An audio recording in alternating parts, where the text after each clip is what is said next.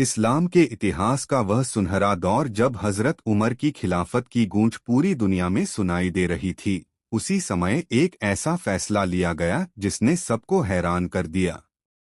यह वह दौर था जब इस्लामी फौजें हर मोर्चे पर कामयाबी के झंडे गाड़ रही थीं और इन जीतों के पीछे सबसे बड़ा नाम खालिद बिन वलीद का था।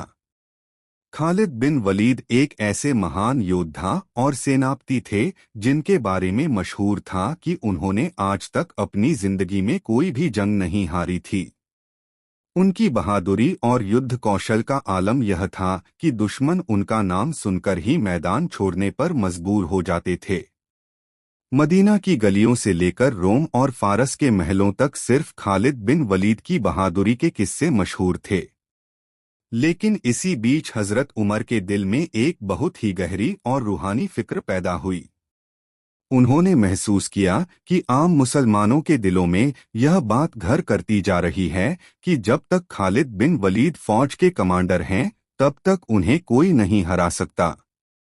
हजरत उमर को यह डर सताने लगा कि कहीं लोग अपनी जीत का पूरा श्रेय खुदा के बजाय एक इंसान को न देने लगें। उनके लिए कौम के ईमान की हिफाजत करना किसी भी सरहद की हिफाजत से कहीं ज्यादा जरूरी था।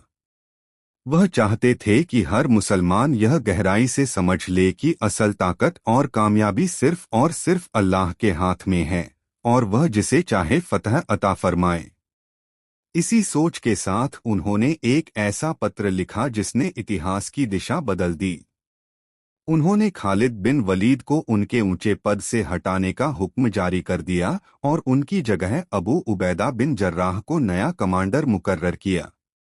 यह फैसला कोई मामूली बात नहीं थी, क्योंकि उस वक्त जंग अपने पूरे शबाब पर थी और खालिद बिन वलीद की कमान में फौज दुश्मन को कुचल रही थी। हजरत उमर जानते थे कि यह फैसला जोखिम भरा हो सकता है, लेकिन हक और अकीदे की सच्चाई के लिए वह कोई भी समझौता करने को तैयार नहीं थे।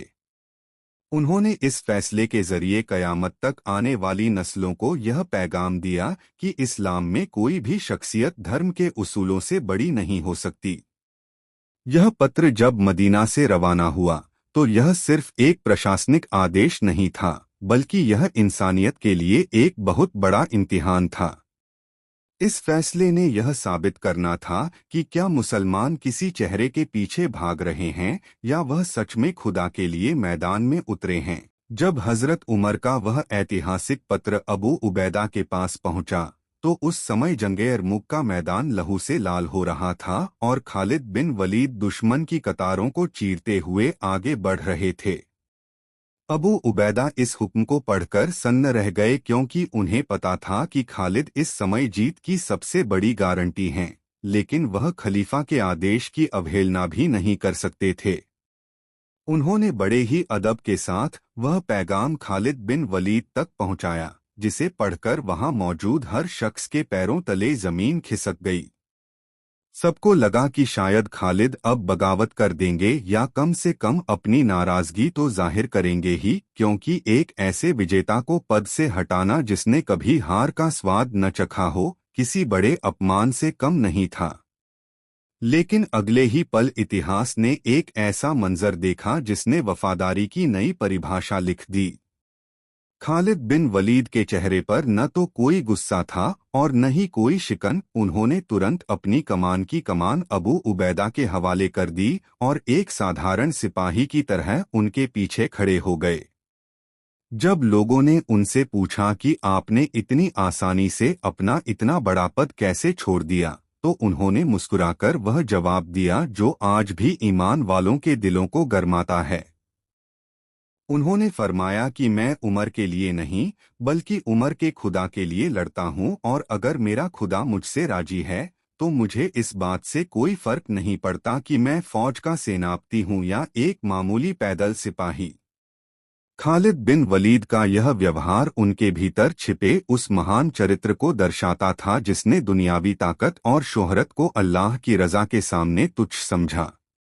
उन्होंने अपनी तलवार फिर से उठाई और उसी जोश के साथ लड़ना शुरू किया जैसे वह पहले लड़ रहे थे, बस अब उनके कंधों पर सेनापति का भारी बोझ नहीं था।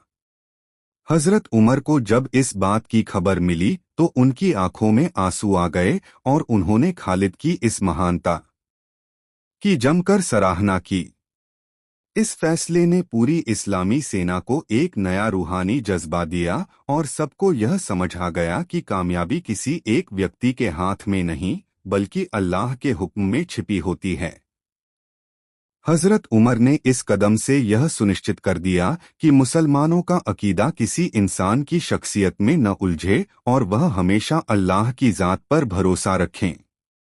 खालिद बिन वलीद की यह सादगी और हजरत उमर का यह कड़ा न्याय आज भी हमें यह